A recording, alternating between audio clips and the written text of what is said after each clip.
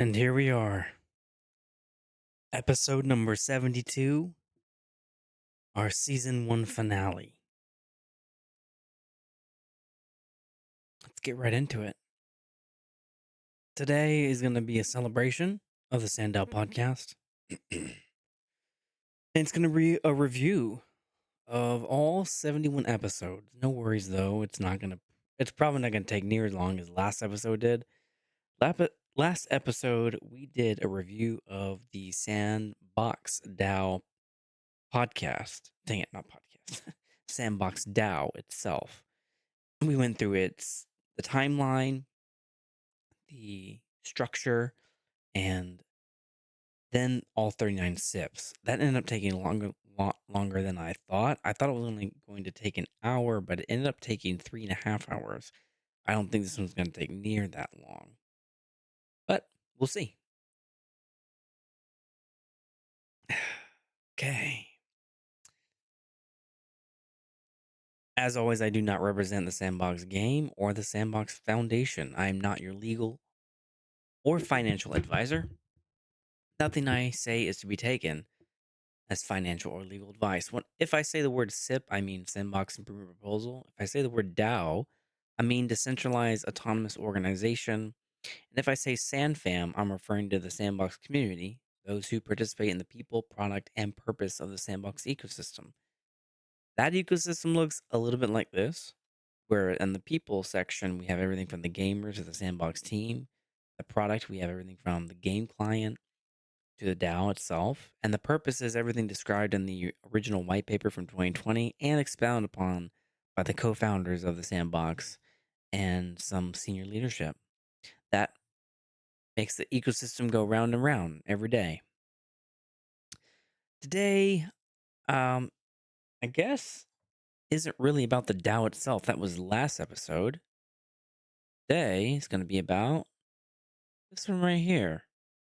The only one I think I've ever done specifically about the Sandbox DAO. So we're going to wheel that. But am I able to? Should be able to. Yeah, there we go. All right, so it's going to be right there. Today is about the Sandbox DAO and how this will likely be one of the last episodes we do for quite some time as we go on pause. To learn more about the Sandbox DAO, go to the DAO Education Hub. It's located in 2-154. It was produced by us here at Meta Worlds as part of a SIP that we won to create a gamified version of the Sandbox DAO to teach everyone how the process worked, how to do SIPs. It's located in the bottom left-hand side of the Sandbox map, right next to Jurassic Park World. So, go take a look. It was a lot of fun to make. My name's Lanzer. I'm the host of Sandbox of the SANDDAO podcast. I also run the Meta Worlds group. We've published 3 different experiences. One was a Game Makers Fund from 2022 or 3. Memory serves, it was called Lava Defense. Then we had a Builders Challenge 1, which made it in the top 10 of 400-ish competitors. And that one was called Floor Droppers. It also made it in Alpha Season 4 or 5. Can't recall which one. And then the latest one we did was this DAO Education Hub as a result of winning a winning proposal from the gamified version of DAO Education. Today, we're going to go over the SANDDAO podcast statistics, the platforms that we're on, a high-level look at the episodes. Then we're going to go briefly into the mini-series of that came out of all these 72 episodes. And then finally, we're going to look at the 72 episodes themselves. At a high level, these stats here, something I've been keeping track of is we've done now, as of this episode, 72 episodes. 4 of them were interviews of special counsel and advisory board members. 12 of them involved reviews of SIPs. 15 of them interviewed SIP authors. 11 of them were reaction videos. 16 of them were some sort of deep analysis, like a deep analysis of the new process back in October 2024, and others. 12 were just news updates. And in all, I've grouped them into 9 mini-series as they've kind of like themes. For our viewership, we topped out at 47 live Twitch viewers at one point. That was in the Foundation miniseries, Sandbox DAO Foundation miniseries. 47 live viewers, which was phenomenal.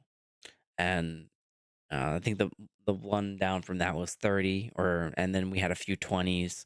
So we had quite a few viewers across the SANDDAO podcast, 72 episodes. The episodes have been downloaded off of RSS and other podcast style websites about 1,200 times or more at this point. And we one thing that I always have to look back on is just how crazy motivated I was at the time. I once published 20 SANDDAO podcast episodes in 2 months. I think that one was December of 2024 when I interviewed the 12 delegates, and then I published some other major updates, some deep analysis and news updates that had happened. So it ended up being 20 episodes in 60 days. That was a lot of work, but that was a lot of fun. The audience, as far as the YouTube, X, Kick, and other video websites, have watched over 500 hours of SANDDAO podcast. And our posts have received more than 4,000 likes, retweets, and replies. 43 guests. I've had 43 guests on this show, and they answered almost 600 questions, about 575 questions. Yes, I did count them. So, yeah, I've just been keeping track of the statistics as things have gone. So just kind of keep track of that. Yes, I am a data nerd. I love it. I love being a data nerd. It's a lot of fun. And yep, just kind of kept track of at a high level, what episode, the date, how many months it took. So this podcast has been running for 21 months now, according to my statistic tracker. I tracked everything from special counsel advisory board interviews, SIP reviews, SIP authors, how many delegates I've interviewed, how many interviews I've done, how many new guests. So that's not even how many returning guests. Returning guests is probably like over 60. These are just new guests, right? And then 11 of them were reaction videos, 17 of them were analysis, 12 were news, 49 of them had a positive angle. So about 70% of those 72 episodes had a positive angle. 8 of them were negative or critical. So it's about 10%. And 12 of them were kind of in the middle. Some critical, some positive in the same episode. So that's neutral, or just had a neutral tone. About 12 of them. Here's my 575 questions. And then some of these episodes I kept track of the viewerships, but most of them I didn't. So you could see a number of 20s in the SANDDAO 13, 14, 15, 17 range. And then later on, SANDDAO 44 had about 20, and we had 30 for SANDDAO 60. 47 was SANDDAO 62. That one was our foundation company part 5, the DAO lessons with Star Atlas Foundation. And then 13s, and now here we are today with 4 watching. So thank you very much for your support. For those of you who have been watching the show over the years, really enjoyed this podcast, and thank you. So let's keep going. So those are the stats.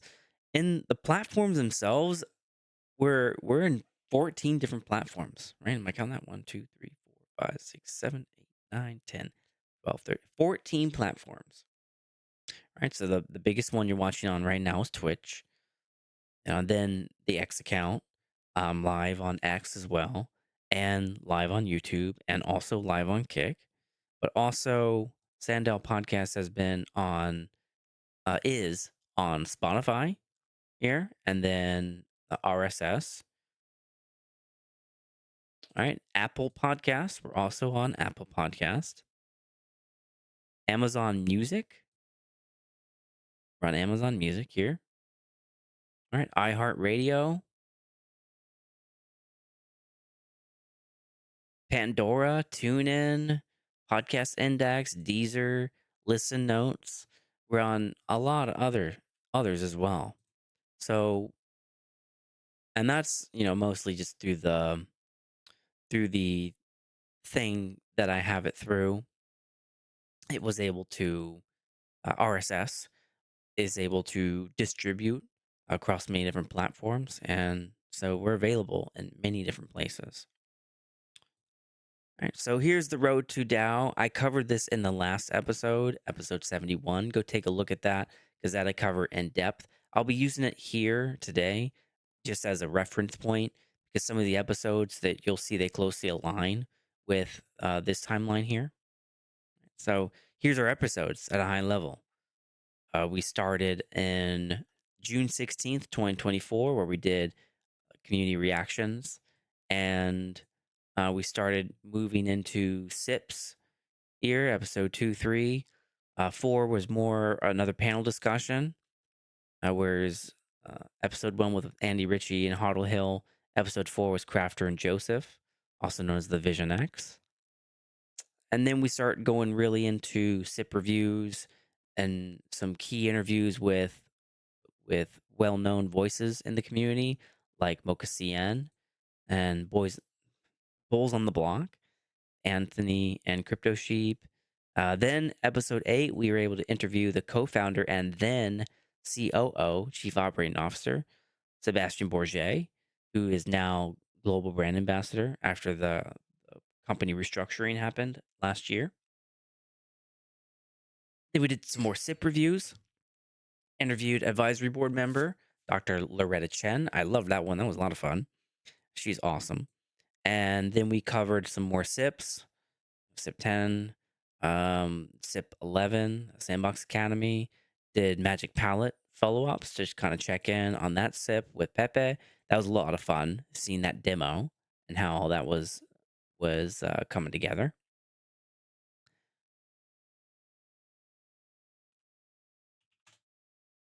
All right, so then we do quite a number of follow ups for Magic Palette. Then we do a an interview with Pickaxe Master Bruno, and then we do some more sips reviews. Then we do some reaction videos to X Spaces and the interview between Mia Bao and Seb. All right, so then that was the first 20 episodes. In the next 20 episodes, we do some more sip reviews. And then we start our DAO lesson mini-series where we look at other DAOs and what they're doing. So we look at City DAO, and then we do some DAO philosophy stuff with Joseph about DAO money, how it should be spent. More SIP reviews, some more lessons. This one was about ApeCoin DAO. SIP 14 was covering more SIPs. And then we looked at some news, which the Sandbox tutorial came out. It was awesome. I loved it. I was so impressed with it that I decided to do an episode on it. And then delegation comes, and that was a big change in October 1st, 2024.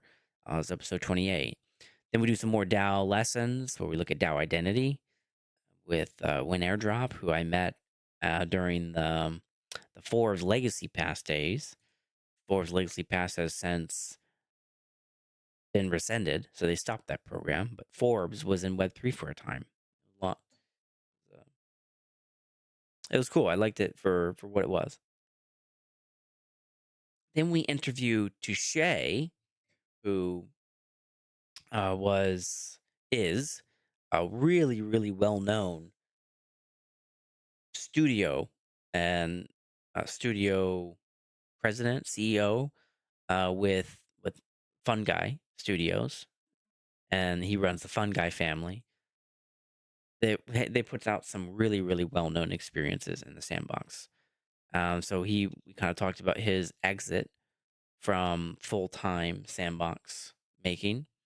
Then we get into some ecosystem things about the sandbox ecosystem, which we covered in the opening slides. Uh, this one here is is one of the reasons why I show that slide because I did that episode. And then we did some more reactions, especially to when Kunta came in as a communications manager.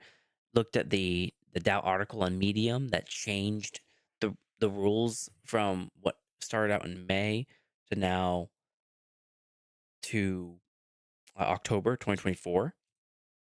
Then we started looking at the foundation itself, the Sandbox DAO Foundation, to figure out how it came to be, who was running it, all that sort of stuff. Then the new SIP process came out and at the end of October in 2024. So we looked at that and what that meant. How it went from open submission system to a closed invite system. I covered that in a couple episodes ago. Then we started doing some. I covered my guest appearances on Forbes Web3 and Tech Talk and some other places. And then we talk about the delegates, how they were announced, who they were, and that is when I start that 20 episode run. There it is. So guest appearance here in November 2024, and I start my 12 episode run, which were an interview of all the DAO delegates. At the time, it was Sebga, Secret Meow, Kerchado, also known as KCL, and then we also interview the Hidden Walls, also known as the Intern, Robbie, also known as Crypto Diplo, Old One, also known as Mocha Cien, Hervé. And then we get into some DAO lessons with Bankless DAO, also known as Black Flag DAO. And then we interview Mofat, Biverson, Hishmad, all three DAO delegates. Then we go over some SIP reviews. Then we talk about the new transparency that had come, whereas before there wasn't as much transparency in the Sandbox DAO. But by November, with the introduction of Kunta, the communications manager, transparency really started shifting big time. So that was a huge sigh of relief. A lot of my criticisms, a lot of my negative episodes kind of come in about this time and before because the lack of transparency was really starting to eat at me and I was getting very critical. But then by the time November 23rd came around and that new episode of Digging the Sand podcast came with Kunta, transparency had arrived and I was a big fan. I was a big believer in that. So a lot of my episodes started going positive after that. All right, so we do some more SIP read throughs, more episodes for Digging the Sand podcast comes out. So transparency continues and it gets better. And we start reacting to some of the episodes and do our final delegate review or delegate interview with Roxy Miguel. And then we go over some SIP reviews, and we start our foundation company mini series of what is a foundation company, and we start looking at case law. We start looking at the we interview some lawyers from the Grand Cayman Islands. We look through all the foundation documents, and then we interview. Um, in the middle of that, we interview the president CEO of Women in Tech Global, Ayumi Aoki. She was awesome. I really enjoyed speaking with her. And then now we're in episode 60, which is in 2025. So now we do an interview with a really long-standing voice and known entity called Whale Me or Whale DAO. Also, they run the Whale Vault, which has some extremely valuable NFTs in the Web3 world. We talked to Nightmare and Mongoose from that. And then we continue our foundation company's mini series. we get to interview Cyril Forte, who is the Sandbox DAO administrator. He runs the Arasakio company, which is the DAO administrator team for the Sandbox DAO. I really enjoyed speaking with him. I'm so happy he took the time to do that. It was a really good episode and a long time coming. Then we did some more Foundation Company miniseries where we did a Q&A with one of the lawyers from Grand Cayman Islands. And then we got to interview an actual director of a foundation company, Glenn Kennedy from Leeward Management. Then we wrap it up. We do some, but then this year, episode 67, that's when the DAO pause announcement hits. So I do a reaction video. I then get to interview Seb for a second time, who is now co-founder and global brand ambassador of the Sandbox. Whereas in episode 8, he was the chief operating officer and co-founder. So a lot had changed since then with the restructuring. All right. So when that happened, then I do a read through of SIP 39, the DAO pause, and then when it passed not long ago, just earlier this month in March 2026, I do an update. And now that the DAO has paused, I did just a few days ago a review of the Sandbox DAO from 2024 to 2026. We go through all the SIPs, we go through everything. Take a look at that, mostly as a historical record of the Sandbox DAO. And now, episode 72, a review of the SANDDAO podcast. I just realized I did not update this slide from everything I want it to be. So give me a second. Fix that. There we go.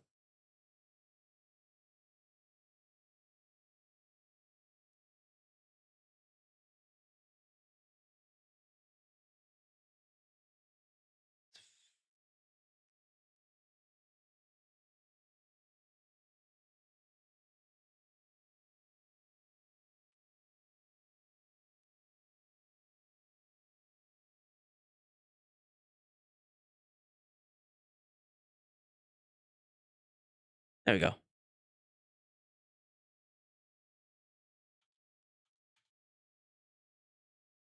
That's better. That's what I was looking for.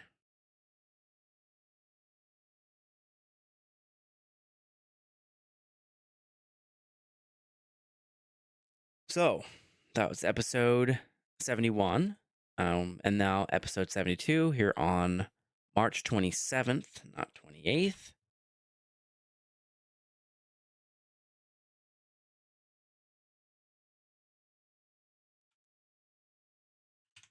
We are now here in the review of the SANDDAO podcast itself. Now, here's some episodes that I didn't get to. These are all the episodes that I had on queue. Many of them I actually have finished slides for. I just, for one reason or another, wasn't able to get the guest on. So the biggest one, and the most recent was Yatsu. He had agreed to come on the show.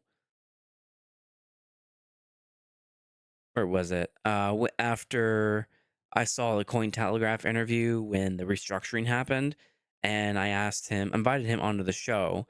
He did an interview with Cointelegraph, and where he's And talking about so how things were kind of blown out of proportion with the covering and how all that happened. And I said, "Hey, I saw the interview.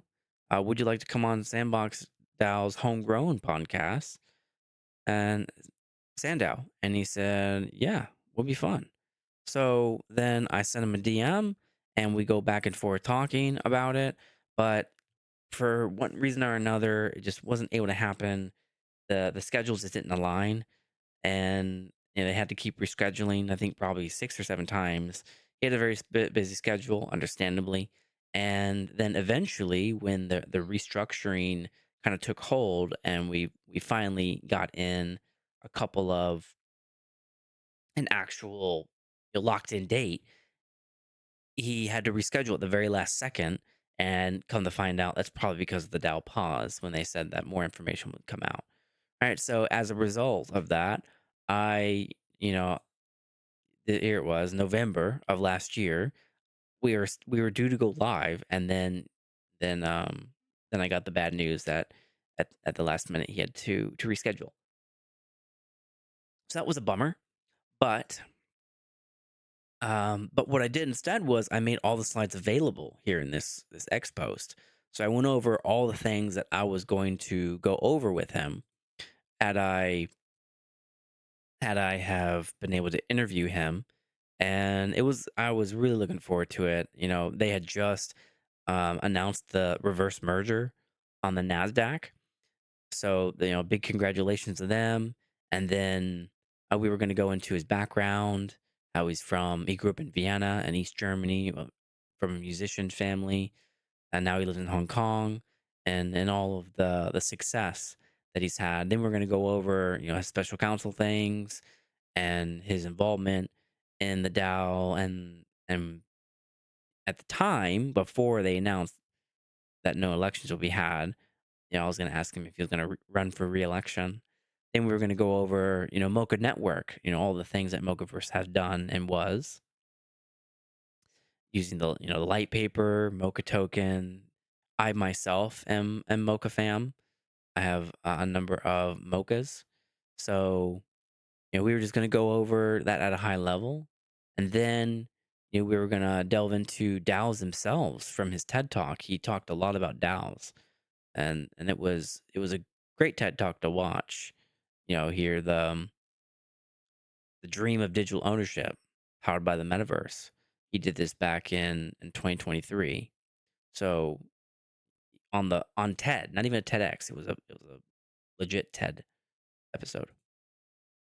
So we were gonna kind of go over my research, how the evolution of DAOs went from 2016, one DAO with 150 million treasury, to 2025, 13,000 DAOs and 24 billion in combined treasury.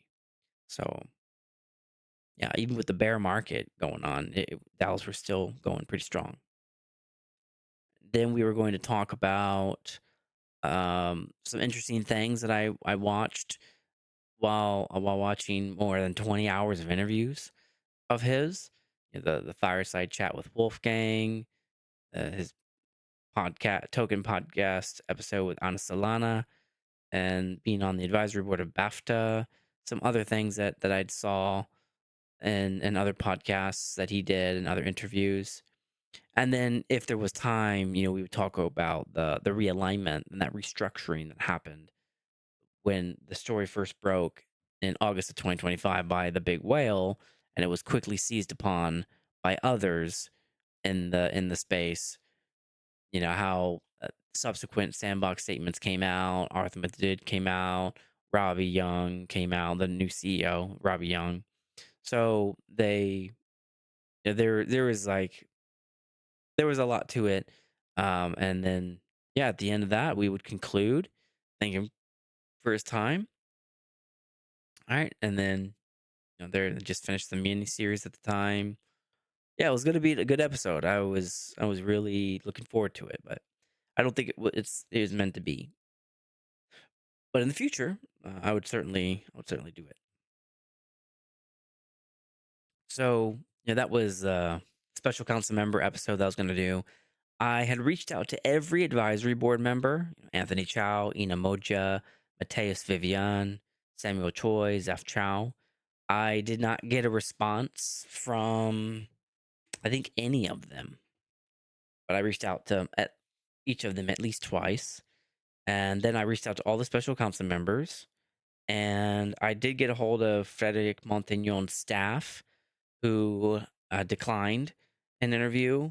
I wasn't able to get in touch with Jean Michel Paun or Shannon Snow. However, Shannon was very, very kind in her words in Digging the Sand podcast, episode 9. I would show it, but it looks like those episodes were deleted, unfortunately. But in episode 9, Shannon said some very kind words about me and the SANDDAO podcast. How she said that, it was, I think she said that it was the story that was success case out of the Sandbox DAO was the people and how the people rose uh, to different levels of involvement, and she cited me, and I really appreciated that. I myself, and then I sent her a little tweet response. I myself am World of Women holder. This one right here is my favorite one of all time. Is my WoW G. She is awesome. I love this one. I think it probably is my top one or two favorite NFTs that I own. So, yeah, that was fun. I really appreciated that she said that. Was very kind of her to say.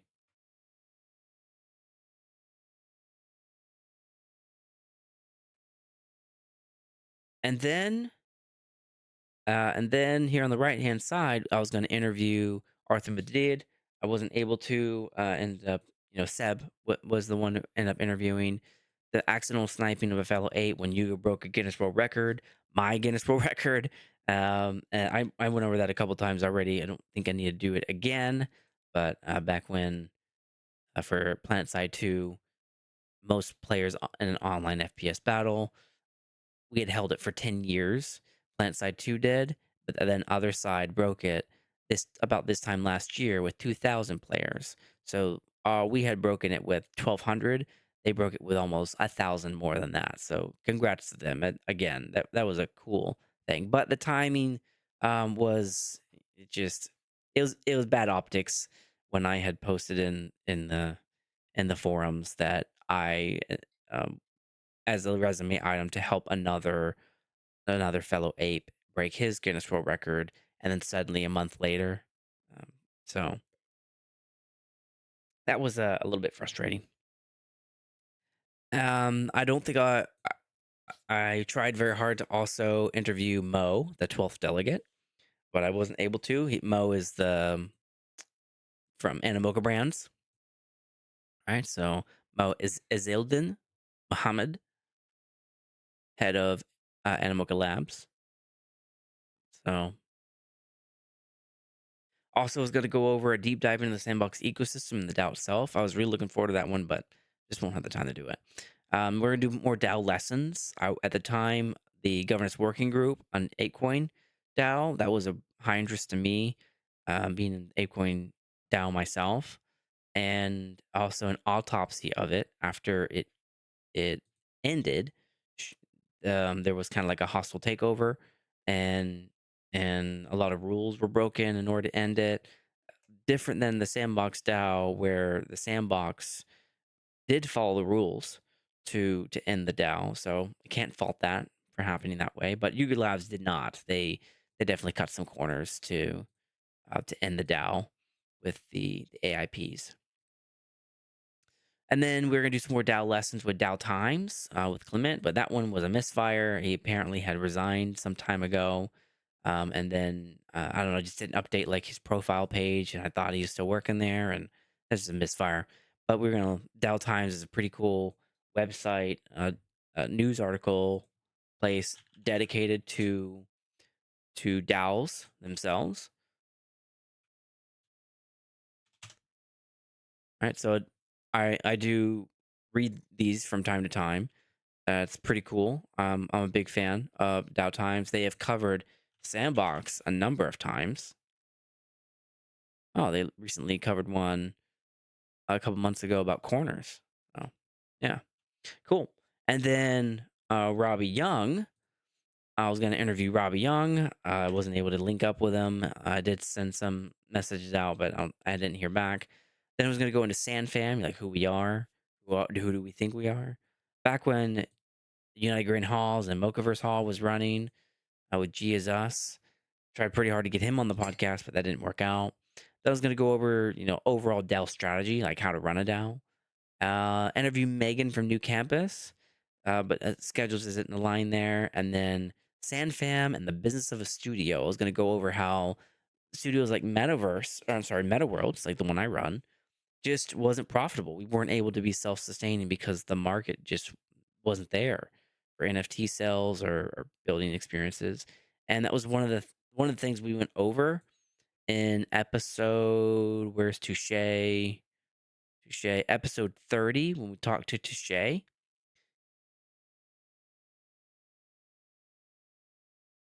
right? So we talked to Touche and a fun guy who was full time, but we talked a little bit about why that didn't work out. He was full time, and he's one of the most successful studios in the sandbox. But here he is pulling out because it's not sustainable.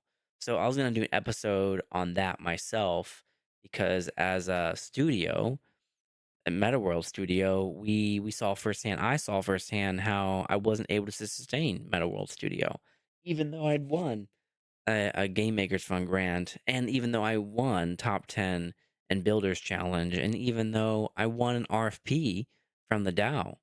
The RFP from the DAO was the most we had ever earned in Meta Worlds. It was a $30,000 grant. It was definitely priced appropriately, but the others, I lost. I lost a lot more than I paid to develop the floor droppers and um, and lava defense. Lost a lot of money on those. So I can only imagine how much more Fun Guy Studios was losing. Those are the episodes that I didn't quite get to, but I always wanted to do those. So now let's get into our next bit here. So we did stats, we did platform, and we did high level episode review. So we just did those. Now we're going to get into the mini series. So these mini series were all the episodes that were kind of grouped together. The first and biggest mini series I did, both in terms of popularity and impact, were the Foundation mini series. It started with episode 34, where I revealed a deep analysis. I must have done, I don't know, 30, 40 hours of research for SANDDAO 34, where I look at the DAO birth, the Sandbox DAO birth, all the entities involved, the process, and all that. It was awesome. I loved it. I learned so much about foundation companies and just why things were the way they were. It was cool. And then I went into a a little mini series of what is a foundation company, where we read the law. Then uh, we talked to a United States practicing lawyer about case law, some of the disputes that were being resolved in the courts of California and Texas, and with board counsel, Ernest, who also runs a Web3 crypto tax company called Decrypted Tax. I highly recommend check him out, and if that's right for you, he's a very well known voice in the community and a fellow ape. Then we did episode 59, which was the where we interviewed two Cayman Island lawyers, practicing lawyers who advise actual DAO foundation companies. So that that was hugely helpful. They did an orientation. Then we read through all of the Sandbox DAO documents, the articles of and the memorandums and the memos and the bylaws. Then we read through Star Atlas, which was also a foundation company in the Grand Cayman Islands. I am currently serving as a DAO council member in Star Atlas DAO. So that I get to kind of see how it works as a council member in a foundation company firsthand, having now served this is my second term, where we the first term was 9 months and the second term started just a couple months ago. So um, I've now been a DAO council member in a foundation company for 13, 14 months, a little over a year. All right, then episode 64 was when we talked to two lawyers. Actually, it was just one lawyer, Kelly. Or dang it, Kelly, Carolyn. Carolyn Kelly came back, who we interviewed in 59. She came back with all the questions that I didn't get to because they did an orientation in 59. But there are still a lot of questions needed answered to figure things out, and she answered them all in episode 64. That was so cool. That was so cool. I learned so much. And then episode 65, I interviewed Glenn, who is a full-time director of foundation companies in the Grand Cayman Islands, and just locked it in. Sealed the deal. Glenn was awesome. He is awesome. Highly recommend looking at all of these folks if you have foundation company needs yourself. And then we wrapped it up with episode 66. Little TLDR, under an hour, but this whole thing was, I think, 20 something hours. This whole miniseries, right? So some of them were 5 hours. This one was 5.5 hours. There's a 3 hour one. Most of them were an hour, more than an hour. So they ran quite long, because the detail. I did a lot of research and effort into figuring out what was going on with it, and we did. We figured it out. That was Foundation miniseries. Then SIP discussion miniseries where we talked about SIPs. In the beginning, I did every SIP that came out, like Magic Palette, the opening SIPs themselves. Then we looked into Kirill with the Creator First SIP. That was one that uh, didn't go to vote, but back then when anyone could submit SIPs, he did that, and we are trying to figure out what it all was. So we were all just talking to each other about it, and then SIPs 7 and 8, which are landowner staking and city jam, and then SIP 9 with the curator DAO NFT curation by Arth Morton and his team, blockchain events with Hermit Crab Studio, SIP 10, SIP 12 with Sandbox Academy, Mark Bago, SIP, a follow up of SIP 6, which was Magic Palette, because you get to see some cool new stuff coming out and how he was doing. That was the first community SIP, SIP 6. So we got to see how that was playing out successfully. Right. So then also do some review of more follow up because more stuff came out for SIP 6.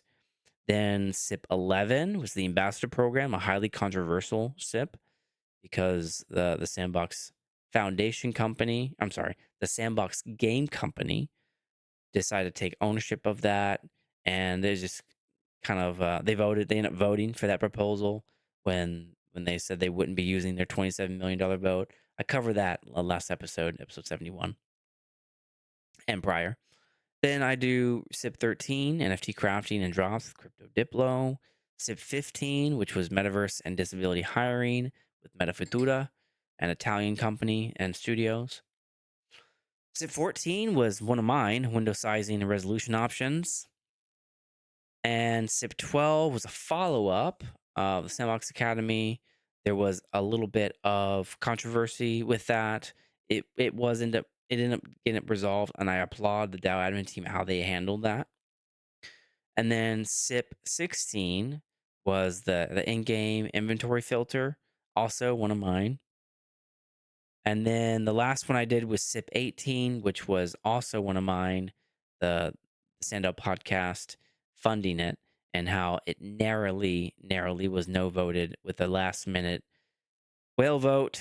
That was totally my fault. I convinced them to vote for the first time, and they ended up voting no on my proposal.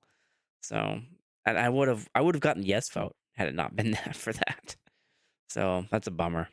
I covered that in last episode as well. So that was a mini series on SIP discussion. Then we go over. I do some community discussions. All right, so episode 1 was with Andy Ritchie and Hardwell Hill. That's what started off everything. Just trying to figure out what this DAO was when it first came out in May 2024. Most of the community said, "What in the world is a DAO?" So we had to figure it out. What is the DAO? What are we doing? What is it for? I had no idea. But when I figured out that it's kind of like the best of governance, leadership, business, and gaming, I was sold. I love DAOs now. I'm a big fan. Then episode 4, we did another panel discussion, this time with Crafter and Joseph, who's also known as the Vision X, both well-known voices in the community. More panel discussions about what is the DAO. And then we return episode 23, Joseph and I talking about how DAO money should be spent, what it should answer to. So that was fun. It's kind of like the beginning of my DAO strategy miniseries, but that was the only episode, so I don't count that. All right, then we get into SandFam interviews. All right, so we go old one from Lululand and Mocha CN fame. Mocha CN is the Mocha fam Chinese community, CN. And then we talked to Bulls on the Block, who had an estate, and they're also a big group, big delegate group, Web3 OGs. I am a bull, and Anthony Crypto Sheep, who at the time ran Bulls on the Block, now it's run by Ernest, and from Board Council, who I talked about a little while ago. And then we talked to Bruno, who's known as Pickaxe Master, also used to run the SandFam Cafe. So we talked to him. Then we talked to Win Airdrop about DAO identity. Then we talked to Touche, a really well-known voice in the crypto SandFam, really popular studio. And then we talked to Ayumi, who is the founder of Women in Tech Global. She had a SIP going at the time, which did end up passing, and kind of she had some like a pretty big pedigree. She had a lot of accomplishments in her life, as did Dr. Loretta Chen, and we'll go over her in the next slide. And then we talked to Nightmare and Mongoose from Well.me, also known as the Well DAO, and they have the Well Vault. And then last but not least, we interviewed Cyril Forte, the Sandbox DAO administrator. I love that one. It's probably one of my favorite episodes was the talk with Cyril Forte, because if you had been tracking SANDDAO podcast, you know I got really critical of the lack of transparency. And then when Kunta came in as a communications manager, I was repairing the relationship, but it was still really at odds with kind of the Sandbox DAO admin team.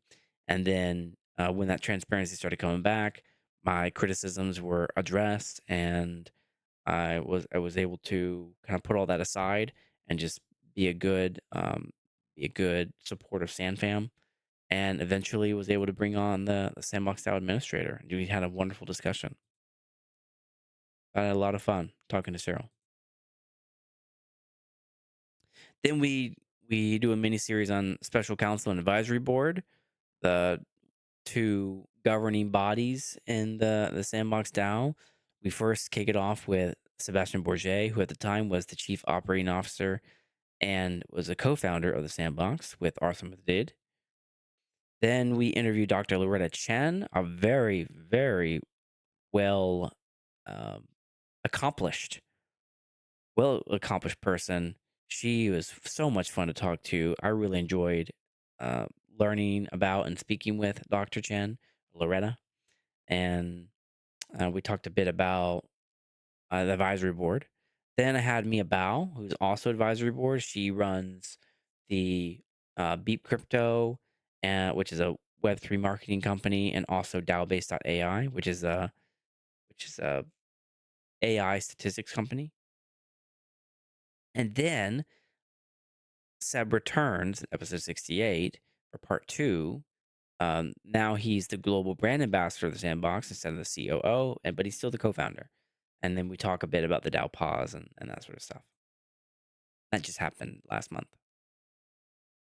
And then DAO lessons. I wanted this one to be a lot more than it was, but I could only get into three. Episode 22 was with City DAO with Davivi. He's a well accomplished academic. And then also ApeCoin DAO, we talked to Derek Smart. Some controversy ended up happening with Derek. I think there's some things about him uh, him getting loaned money and then not paying it back. And I don't know if that ever got resolved. I'm not sure that it did, but there's some characterizations of that you know that was a scam, that he's a scammer. And I didn't take this episode down because the data behind all this, he was a big data nerd like I am. And so we brought some data about how the ApeCoin DAO was overdrawn and how it was in trouble if it didn't earn money. So I kept it up because of that. But Derek did it. The court of public opinion, I don't know if it ever went to court, but the court of public opinion was that he owed money to some well-known members and they went down and didn't pay it back, and didn't, and also that's not the first time that happened to him. So um at the time I didn't know any of this, and so he was still a really well-known community member in ApeCoin DAO and really well respected up until that point. So I kept it up anyways.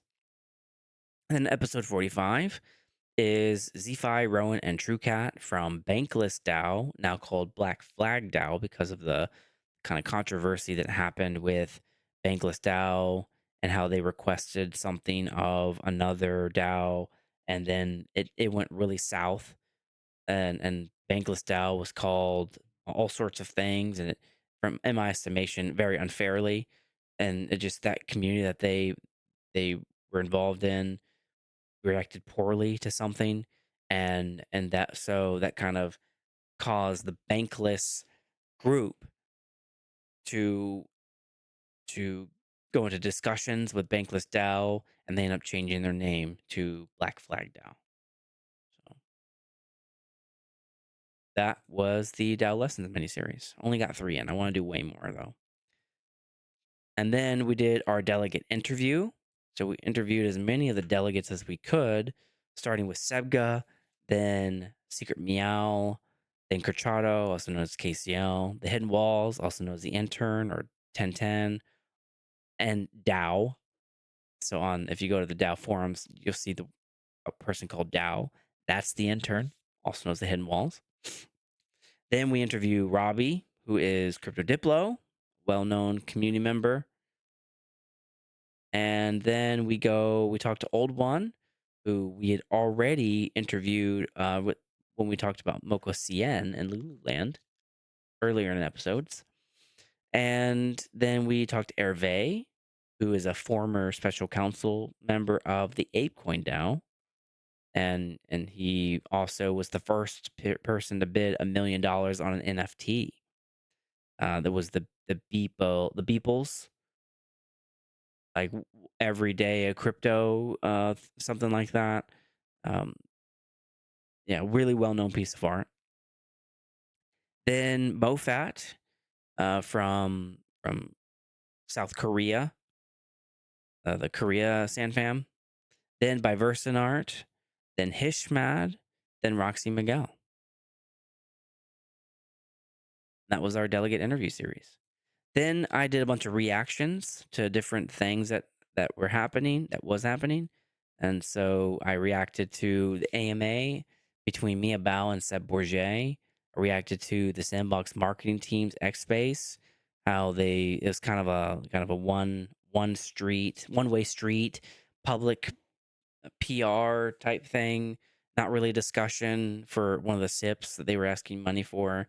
And it is kind of bad optics, but that's the way they chose to do it. Then a reaction of the tutorial at 00 that came out was awesome. Love that tutorial. It definitely hit the mark with new players. And then when the delegation came, did a reaction to that. Did a reaction to the ecosystem for the Sandbox DAO, and then a reaction to the communications manager being announced, Kunta.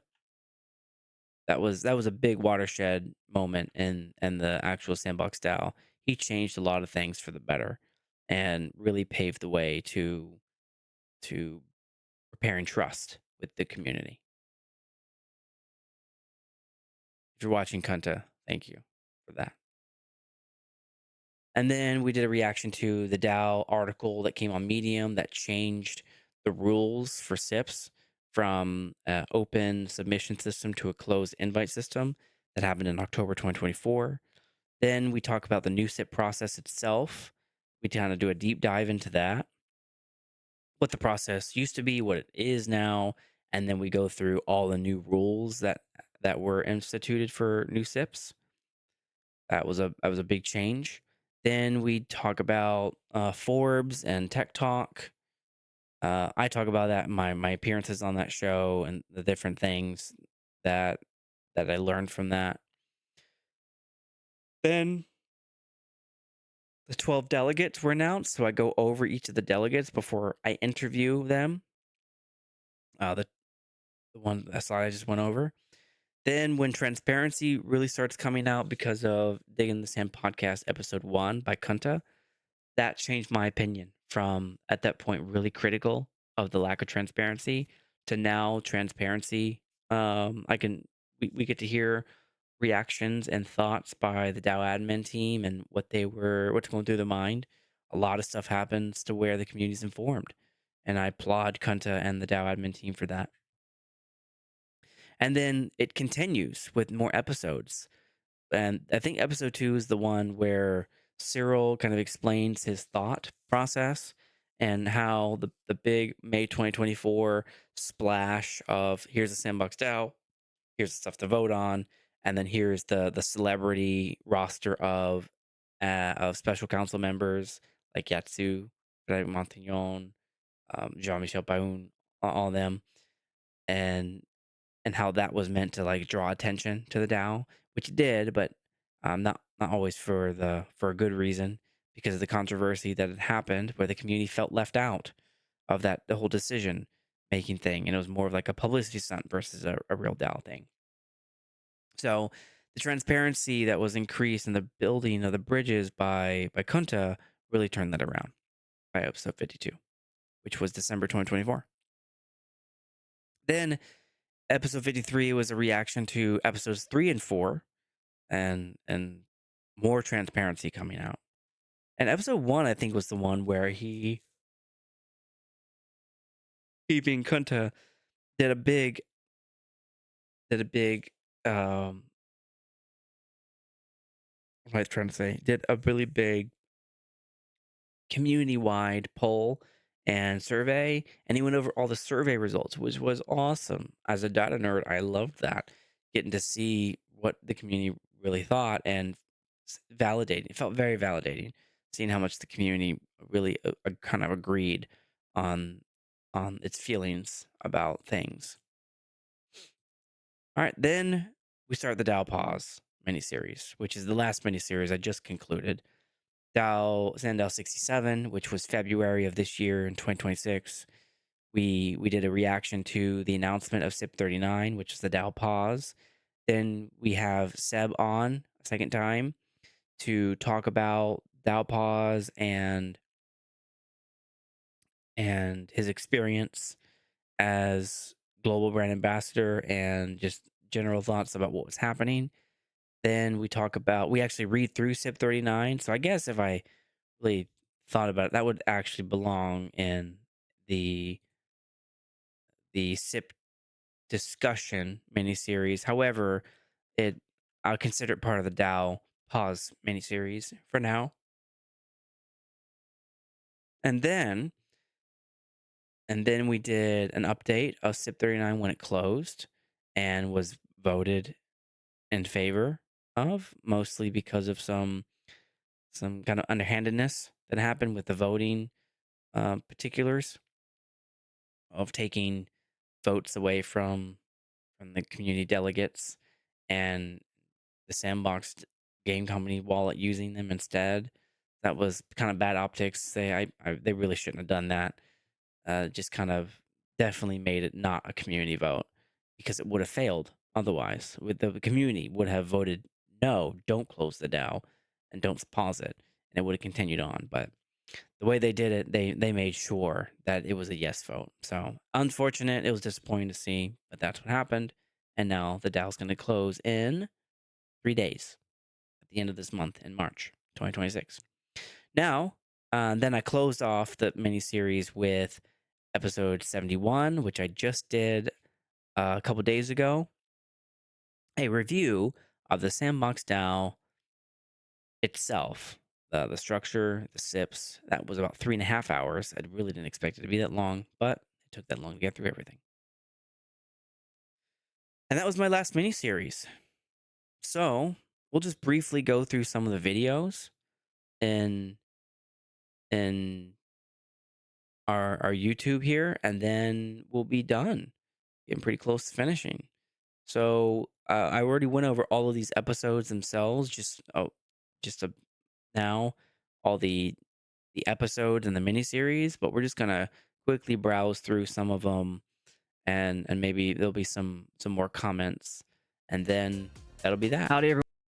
He was sorry that the way it was rolled out, they did make some mistakes. Namely, they didn't include Turn on lands, subtitles. and then also they sometimes voted, and that's where I mentioned in the beginning on So this was with Andy Ritchie and Hardwell Hill, first one.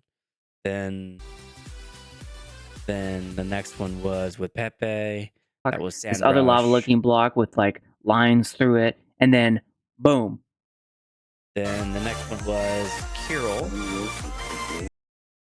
Finding the right words We and went putting it through on the paper SIP process, which was an to open make system at the sure time that where anyone could all the submit something. ideas and everything I have kind of like it eventually gets. Then we talked with Crafter and Joseph. Just like a lot of ways that DAOs play out with, Crafter was whale cautiously interaction skeptical. Was Joseph's The DAO reaction? He was unsure of all the personalities stomach. involved in it. Don't know. And if I was projecting my understanding of the Sandbox game, the window resizing is the least likely one to go forward. Even though it Yeah. So this is gonna be a Then we did podcast. some SIP reviews. And then on here we'll do. And that was where we would review the SIP itself, like kind of go through everything. That was when I was tracking the checkbox or probably the thing that counting of that Panda the Pops DAOs, announced all the long SIPs ago, and how it influenced the budget. where she was going to. Yeah. This one was when I interviewed Old One from Lululemon DAO, I Mocha think. CN. Yeah, G was just saying in chat, Hazel is also in the ApeCoin DAO governance. Building quietly, and sometimes I also ignore. Then this one was Crypto Sheep and Anthony from Bulls of the Block. You've got this very strong community aspect.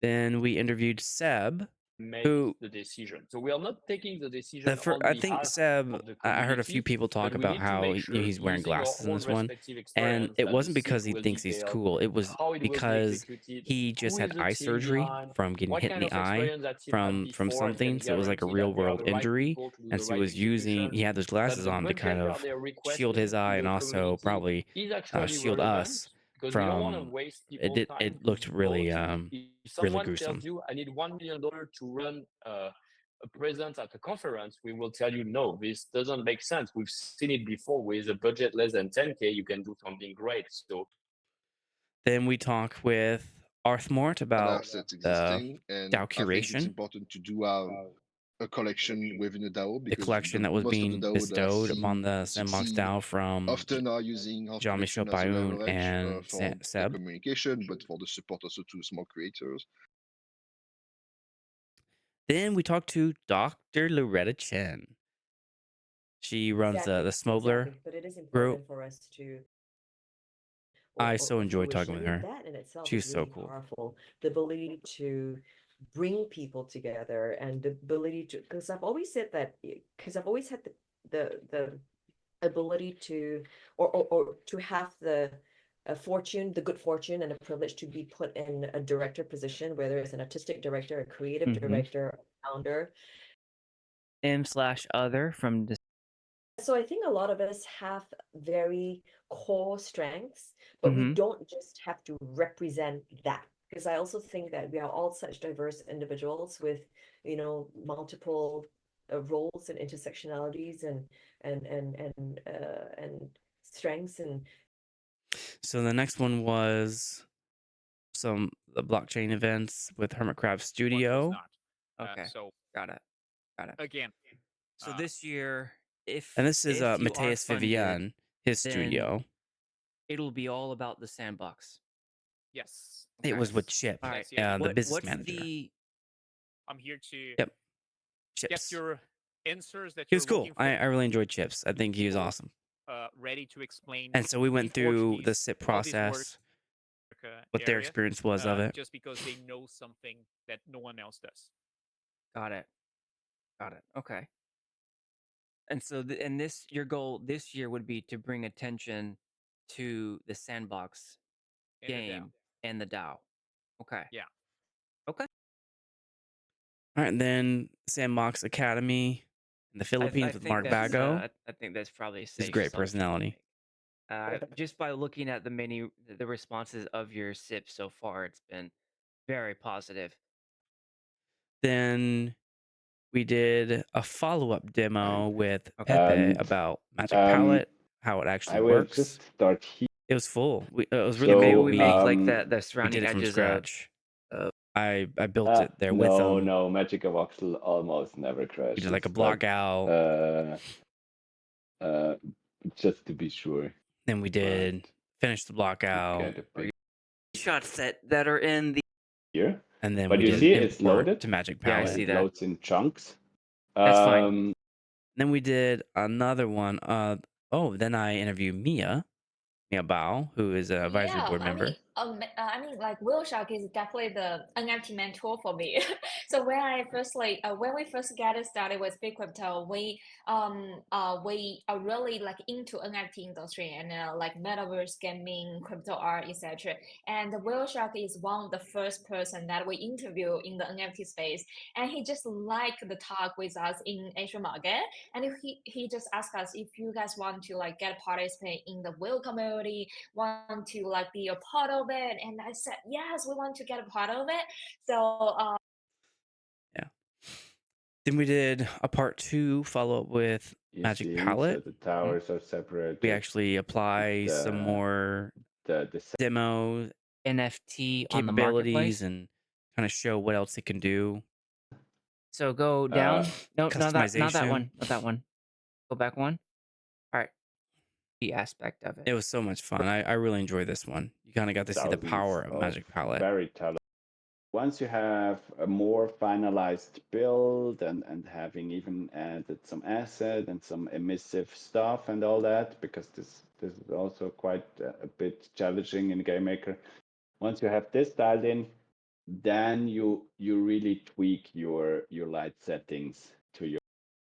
Then we did part 3, which was we did a recap. Is our third episode. So part 1 was we created a voxel mini map, which is basically like a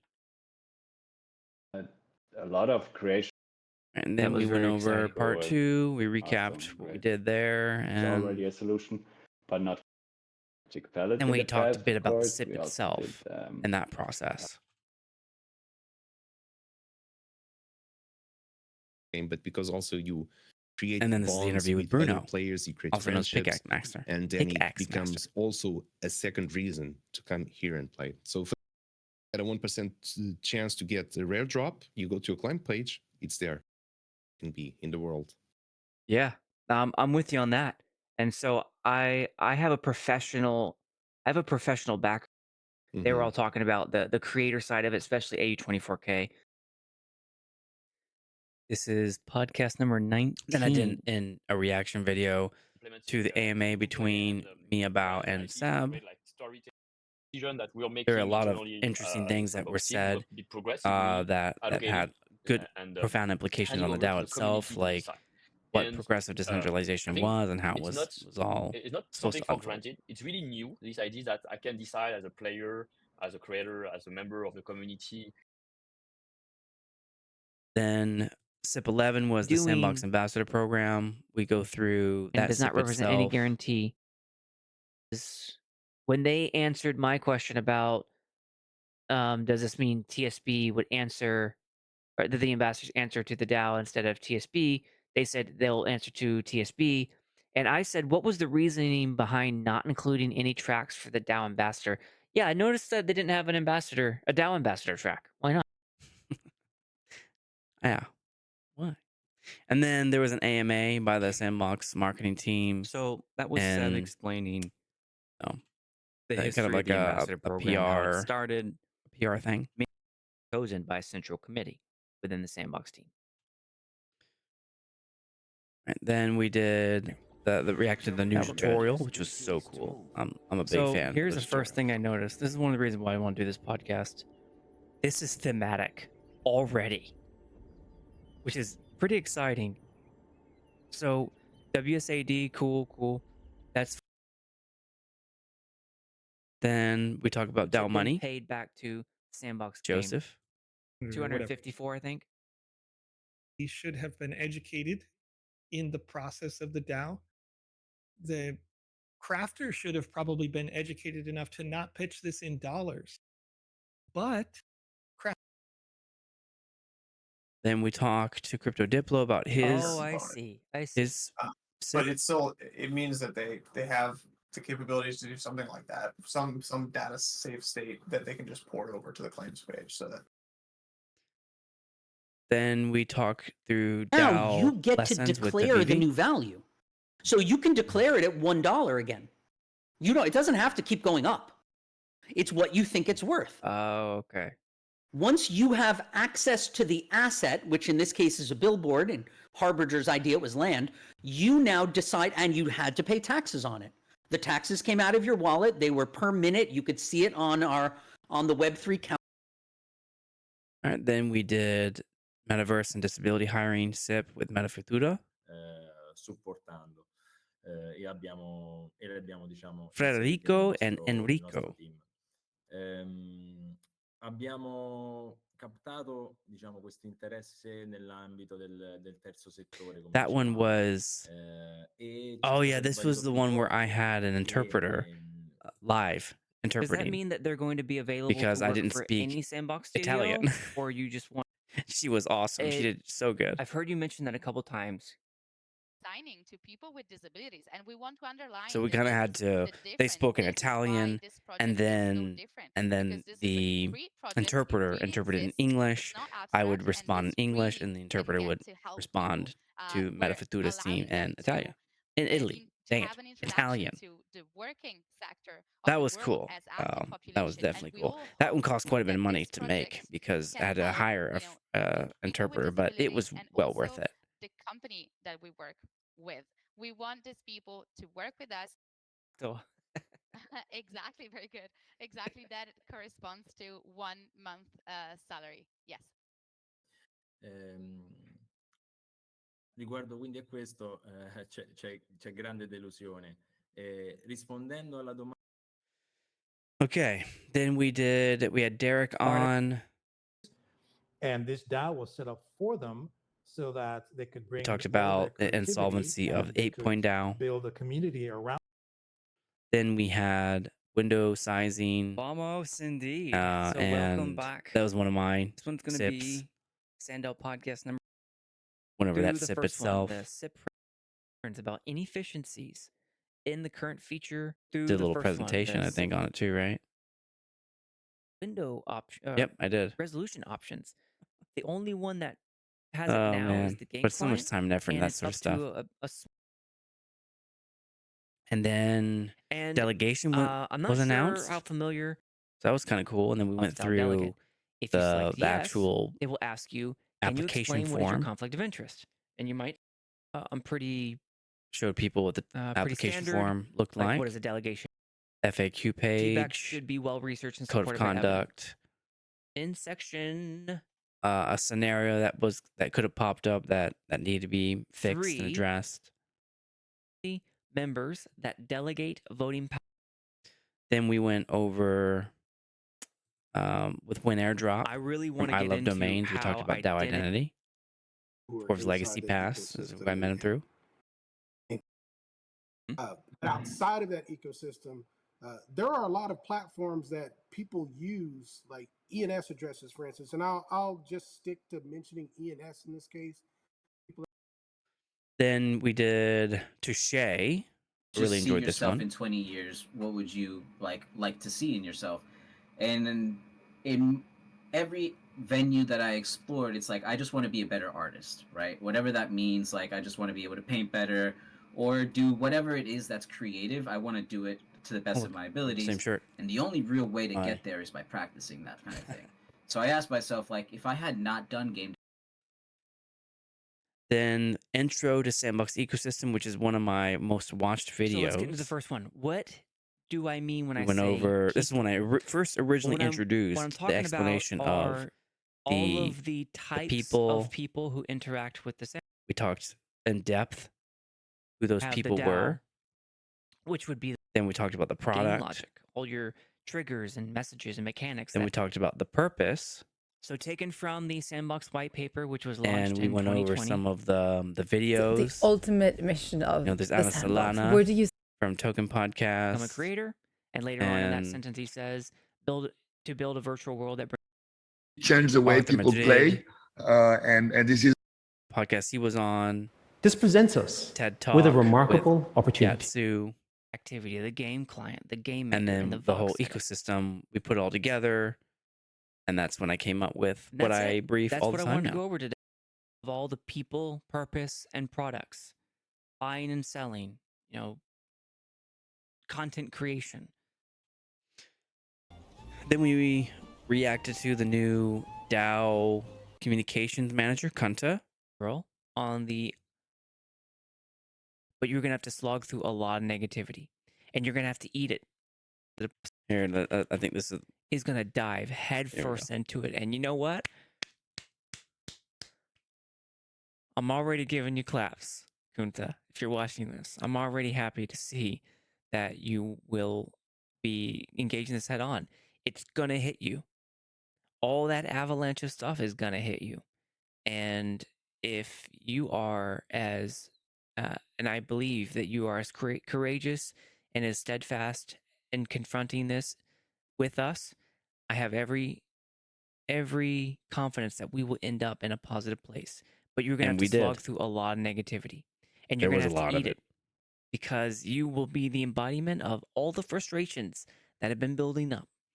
And if you can, the good news is if you can stomach it, if you can get through it, then on the other side is faith, trust, and participation by the SandFam community, of which. And he did. He got there. He most certainly got there. And then the DAO article came out. Autonomous organizations where is rapidly evolving. And oh, here I had on October wrote it down. 7th, get better. And so then we I go want over the the article. I the had focus is gone creating through it and Sandbox. did a lot Beginning of the paragraph, it said we've heard the community's a feedback, lot of and I comments, wondered which you could still see in the DAO to article. be instrumental. But The Sandbox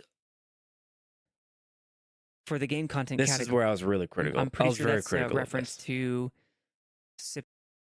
help ensure alignment with the budget, timeline, objectives, any proposals that do not meet these criteria, and I put explain the all my reasoning if questions that on happens. the forums, and there were a Authors may lot be of them. offered suggestions for revision and resubmission if appropriate.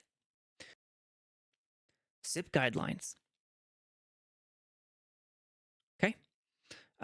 Then next, going back to the article, the next phase, do and don'ts, is can do. And that is the end of the article. So all in all, my thoughts on this was there were a lot of things, a lot of questions that I had out of that, as you saw. A lot of questions surrounding what is the limitation of the DAO admin team's power? Is there a limitation? It seems like they don't really talk about what their limitation is. They talk a lot about what they expect, what their power is, what their authority is, but nothing really that counterbalances that. Then, oh, this one was a big one. This is a big episode where I talk about how did the Sandbox So this is what I DAO come sent out to about. everyone. Kinda And we teased it started a out little with a bit lot and, of questions had a of little what we bit of did fun. know. I was just so excited. And then we ended with And the trying to put Sandbox together founder, and it was Seven kind of like a and you can see step-by-step the process. names. And I we start refer with a to lot of question marks current and then I think working I through figured out it, is all- talking about it, how everyone is connected. and My local triangle of brands confusion own with the Gaming SIPs because at the Limited. time I didn't know how all the rules interacted together. It's None share of us capital did. points. But by the end of Okay? it, we kind of put together a So, picture are we done? of No, what we're all not. this was. We're not done yet. And the reason why we're not done yet is because of those numbers I was throwing up earlier in the podcast. You remember how I mentioned how it kept on throwing up a number every time I said the word Caymans? All right, I ended up getting up to 1, 2, 3, 4, 5, 6. And that was when we were trying to figure out why the Cayman Islands was mentioned everywhere. And when you start pumping, How they to all get from lived one end to in the pretty other much in an one hour or area two, of the Cayman Islands. it's not that big. And then we did end up finding out there were some good reasons Or for that. But at the tapped the law time, it was firm very suspicious. to Didn't draw up all understand. the Didn't understand it. documents Why for were the they there? fam. There. Then there was a lot of people thought like there Behind was the a scenes, all sorts of conspiracy stuff, going pulling on. strings. Okay? So So I let's started list it out. try to judge And I'm that just going to be brutally on the honest. merits All right? and came to the There's no conclusion that mincing of I words doubt it. here. I Let's doubt there's just a get it out. conspiracy going on. The secret. So if you looked at this situation, you'd be forgiven if you thought there's some weird, funky, suspicious things are going on. But on the balance of things, when I sat down and I started listing out, what was the balance of judging whether or not a conspiracy is afoot here? I don't think so. Yeah. So All now right, we so can get to the then rest of the the website. new SIP process came out And the rest of the website. with the new guidelines. And we go over all the new stuff. Proposal based on the comments. The old process was decide to like, proceed. all right, and then the Step number 2 is changes now step that number had 6. occurred. New step number 6. New step number 3 moves into new step number 4, which used to be Yeah, and a increase lot the of changes. Sandbox's press. Mutually agreed upon milestones should be the time limit of sand budget that's going away. So where does Some it go questions then? about the new Where does stuff that that was coming out that didn't 52% make any get sense to spent? me. Or how? Unclear. And So I'm keep pretty on, we'll keep critical on at this reading. point too. You are expected to address the issues and get back up. Is your likelihood, consequence? And Author we go through the background, new team author background. the And so new that team author background here the new is process, the now new application, Jeez, which changed it's a lot. annoying. That team author background is now split. That one question is split into 1, 2, 3, 4, 5, 6. 6 different questions. Then we talk. The Sandbox. Or I how go described over it. my And being on here's a Tech little Talk excerpt from podcast, that.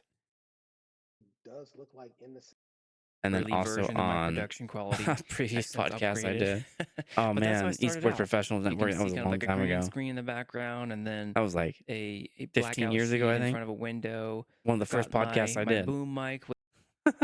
So just co-founding the group itself, which is kind of like a cross between American NFL and American ESPN. And then And on Forbes, finance their Forbes Builder podcast. trading bot algorithm. He ended up getting indicted by the SEC. And Right. Trevon James, one of the ways that I found out about BitConnect. So when I could say people making videos about BitConnect and all this stuff that they were doing to promote, this is one of those people. And his name was Trevon James, and CoffeeZilla interviewed him to try and confront him a little bit about why he did what he did and all that. And it was just interesting to see things. And this was only 3 years ago. So he did this 2021 when all this stuff happened in 2017. And so Yeah. Long time ago. Coffee.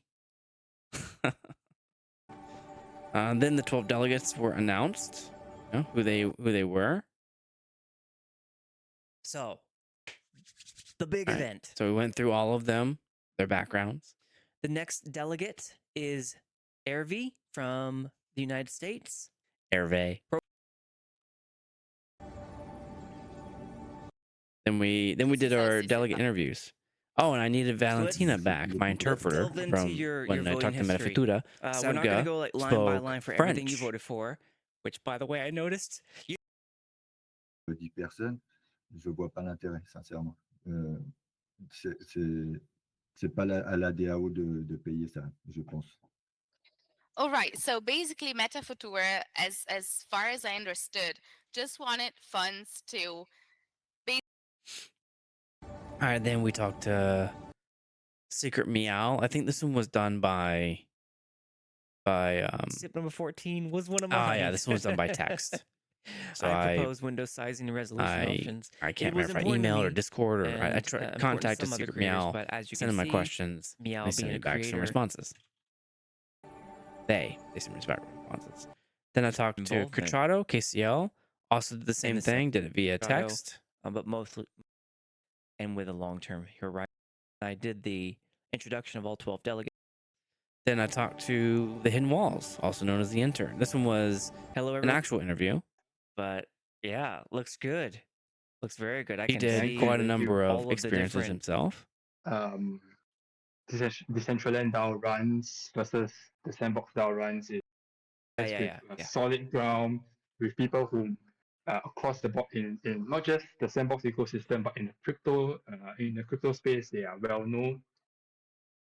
Then we talked to Old One, who we'd interviewed There are already, some but now he's a heavy delegate. players like studios. They are organizing. Maybe that's not good, but they are organizing a lot of accounts to play the game. Then we talked to Robbie, who Crypto Diplo is now. We interviewed him again because he was a SIP author before, but now he's a delegate. Now I'm just fascinated. All right. I'm not sure how they're going to roll that over, how they're going to apply that, and they have the categories for budgets for each different. Then we talk with the Bankless DAO folks, ZFi, Rowan, and Did I TrueCat. miss anything in terms of That was so much. That was so context? cool. I'm I sure enjoyed there's talking with them. there's a ton of stuff I missed, but Yeah, I do want to make a small correction Sure. because Black Flag Collective is actually not Black Flag DAO. We realized that we don't change. It was just this bag of there was a bunch of baggage, from the community, and you couldn't address one thing without addressing a whole bunch of other things. Then we talked to MoFat, Kind of, also known as Crypto the Mo, bubble, the metaverse bubble popping. Crypto Mentory. I think a lot of the investors are a little bit dismayed because if you've entered at $5-6, then for sand tokens, and when it was like $10,000 or 2 or 3 Ethereum Way back then. for floor price for the lands, then you still got a lot of time left to kind of recover. Hervé, talk to time, him. face to face, and you get a feel for the different community. And it's also a form of respect to actually go see people and introduce yourself. And I felt that being French, I knew the Sandbox environment. I know where their offices are. I know I get a feel from it. Living in the US, I get a good feel from the US side of things. And then by Versinart. Oh, you know something about Hervé? When he mentioned one of the reasons why he got into crypto was he's from Venezuela, and I felt that and wanted to send money to his mom French, in Venezuela. So crypto was one of the ways that he did that, and then he ended up becoming like a big time OG miner, like a Bitcoin miner. From And it. Living in the US, he was the one I mentioned earlier. How the US side of he was the first person but to Asia, I thought I had a feel, but I bid didn't. $1 million And, on an now NFT, after spending, which at the a time was number it of made weeks here, headlines, but now I can say that I then feel later on, very comfortable, quickly, $1 million within, became within that old news, and that people environment. were What is it that you say bidding you've multiple learned or millions of come to dollars on understand that you didn't NFTs. before? I don't remember what the highest So I think there was NFT two is. things. Let's I take a think look for a that second. we often Highest think that, NFT sale was the markets are always the same. Like the Asian market, the American market, the French. the like, most expensive NFT sold is PAX The Merge, which achieved a record-breaking $91.8 million sale in December 2021. And I feel that that part was the cultural differences, understanding what works in a certain culture or another. I think that's. Then we talked to Versinart via text. Dream with Steve Aoki. So kind of like a fighting arena. I've been in the industry. I've also wanted to make games. Then we talk to Hishmad via text. SIPs 14 and 15. Gaming experiences. I believe that Indonesia's rich cultural heritage. Then we follow it with Mark Bago. So even There's a though little you're bit speaking of Tagalog, and I don't really speak controversy Tagalog except that for "Como happened. sta?" and "Mabuti, He mabuti." was such a positive and personality, and an infectious kind of laughter and positive positivity. Showed me a lot of the success that they were having. looking at the ecosystem, not only are this is what it looks like to put our SIP dollars toward teaching the next generation. Then transparency has come. Everything has been answered at Because this point, the DAO quite a bit. That's funny. Me watching myself comment about myself. We're starting to get inception here. How do they relate to each All right, so then we go over the first Digging in the Sand DAO, Digging in the Sand podcast between Cyril and new communications manager. That's okay. This rambling is setting an important stage, and already I can tell this episode is going to be different than what I've seen in the past. And I know the DAO admin team has been hard at work. I've submitted SIPs myself, so I know they've been engaging. There just wasn't that transparency that I was looking for to what in the world's going on. And this episode delivered on that. So what I'm going to be doing is this first portion here, all this thing happened at once, May 28th. And all this stuff we were requested to do and fulfill as a responsibility of being a SandFam voter in the DAO. And we didn't know the heck that was, man. Didn't even know what it was. You just articulated, Cyril, the frustration. And I get why you did it the other way. The big... What did he articulate? That's not possible, right? So there's an idea that was that we need a small team to put down the foundation, no pun intended, of all of this principle, and then propose them to the broad community.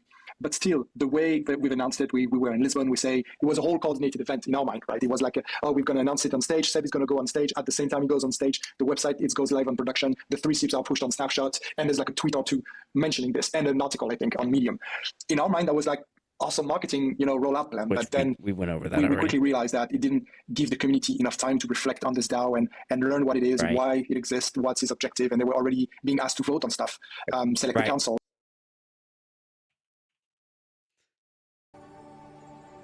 All right, then we go over my SIP, the in-game inventory filter. Is your way to find the equipment that's right for them. That was the Other little than just video I scrolling put together. Foundation is positive. Then more transparency continues because of that's a the natural Sandbox income that what people do. DAO or Digging in the 1 year, Sand 2 years from now, when podcast, people will try to episode write a 2. SIP, they will look at the SIPs that were successful. The one It's going to improve in the way this is a global community to the fullest, and yeah. And what low participation looks like, and how we can bring that back up, and also how that's everybody's responsibility. If you're part of this DAO, if you hold sand, if you hold land, you're a member of this DAO. If you want to improve it, bring in those other sand and land holders that you chat with online, and tell them that they can be part of this too. So that's on all of us to bring up participation. it is, but until they see more, they being SandFam people, until they see more of. And then episodes 3 and 4. For being so intense and harsh, that earned my respect. That earned my respect. You don't mess around with what should have been or what could have been. You deal with what is. In the DAO, where we are a community, the problems they're going through to get. And I was surprised. I was only brought in on that like More effective in the future. As we start to try to grow the DAO, bring in hundreds of more sand and land holders, having a positive place for them to call home where they see constructive collaboration and and healthy arguments. This is a place for debates, right? I mean, this is the place to debate ideas. It just And then we interview our final delegate that we were able to talk to, Roxy Miguel. And that would be part of the community questions. So if you go back to a number of I think that's clear. I mean, obviously, we are on different places. I I mean, really enjoyed the talking to old Roxy. and the He's, new he's a cool ones. personality. But the point I think that voting no on your SIP is that I'm trying to establish a priority. And then we go over my Creatures living, my excuse other me, SIP, the 1,000 per SIP episode 18, support. how it didn't work. So this one resonated with me. Crypto Diplo's post here really resonated with me.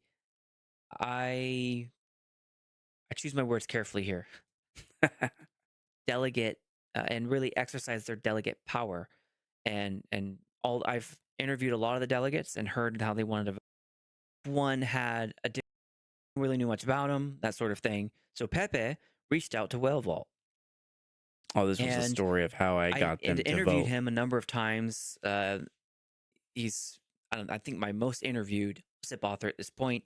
But Whale Vault ultimately said no to Pepe because they were concerned about wallet security, and they're connecting their 1,500 lands to snapshot Kind and of go then through the something bad timeline of happened. how I All right, so was able to he gets pick to up where know Pepe I left joined off, Well trying to get them members to vote to back support him when because corn we was a all big want Magic issue. Palette I to went over that in pass, episode but I quickly 71. learned that they're not going to come off that rationale.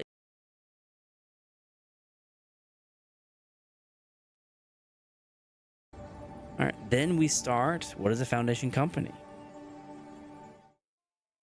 All right, so we go into research about what alluring Cayman Islands is.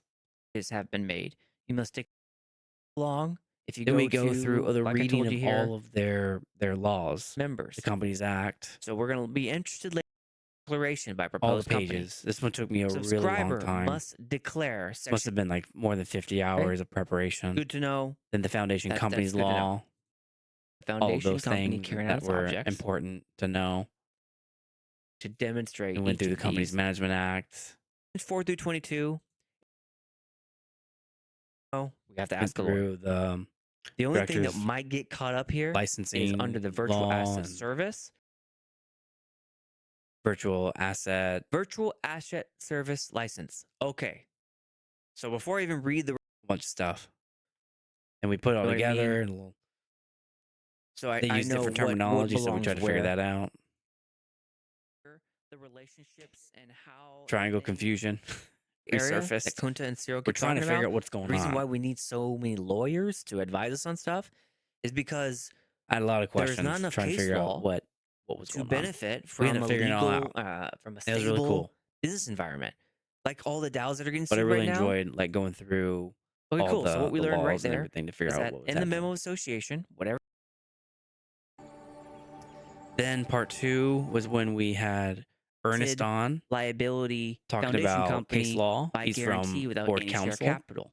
And again, we consulted the memo of and board association legal, to give us that which are that we're to triangulate Ape where we were Coin, within DAO, Cayman or Island law. Ape branding Then type we stuff. went over So board in counsel depth is a law the firm. reg Web3. stack are also called persons may unintentionally. So we go over some of that. It could cause case it could law. cause a lot of problems. I mean, imagine a fairly decentralized token. I mean, I'm familiar with the ApeCoin DAO, so I'll use that as an example. Then we interview Ayumi. Oh God, it was like in the movies. It was fun. It was really fun, and everything And Women in went Tech out super Global, well. how they have over And the next day, 250,000 sunny, members like in lots of snow, 54 but sunny. countries. And there were 1,100 people that came to our event on a Sunday. Then we talk with the 2 lawyers from So our trust partners then worked with the government Cayman Islands, to put in place a foundation Melissa company, and Carolyn which is a from hybrid Walker's Global. between a trust and a company. Has been sufficiently clear by our compliance team and has been fully onboarded, then and that's probably like the labs co or the dev co that we would onboard at that stage. Then we go through all of the Sandbox registered DAO office of the Foundation foundation company shall be at the offices documents, of like the memos International and Corporation the Standards Limited. articles. Whereas a We, couple the episodes subscriber ago, of this we went memo of over the association, wish laws to form a that foundation governed company it. limited This is by what the Founder actual provision. DAO Okay, let's keep was, going. Section how it was being run. 3.3. The founder's powers are free of any duty and may be exercised for the founder's own benefit. This one took 6 Directors shall hours. have one vote. Okay. In case of equality 6 votes, hours. and That was equality the of votes, longest meaning a episode I've ever tie, done. the chairman of the meeting Can't believe shall it have took a 6 second hours to read through all of this. 16.3. We did it too. Oh, wearing the shirt again. The solvency or honor. 1 sand equals 1 voting power. There are So it's how 3 long ago? A year billion ago votes now. supply. Through the By bylaws, which is a members will misnomer. focus on shaping the cultural. I'm sorry, the technological bylaws is landscape right. They of call it the sandbox, Constitution, which is a fostering misnomer. a It's not a community that Constitution, values they're creativity, bylaws. innovation, and exclusivity. Then we talked to Well.me. Those are the people who the other voted aspects down of the market my SIP there are 18, mechanisms in place but within I was what still we do part of the here at Whale. Like community. there's Just kind of let it roll of those off, assets, water under the you know, it's bridge, roll off my long back. been recorded And that, now you know, talking when we take to them to market, some key part of the people who proceeds run from that sale would go into buying back the Well.me, tokens, so then we would have WellDAO. more supply that again reward the community.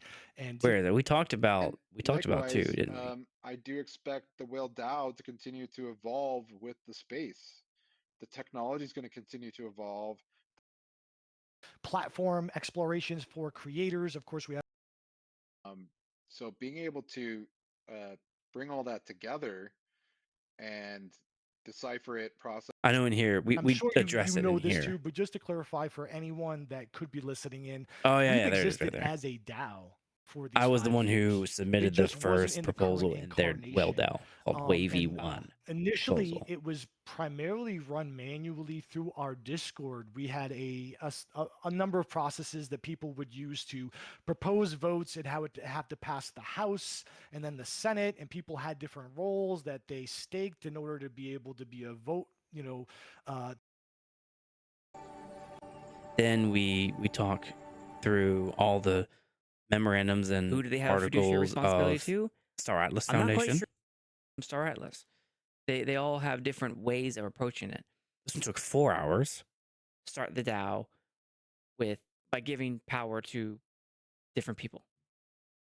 Kind of go through an interpretation exercise of how to interpret some of the legal jargon. Again, not your financial legal feel like or legal advisor. could have been a period This was here. my read on how I would interpret it if I was for myself reading it and how I did interpret stuff like that. Cool. That is cool.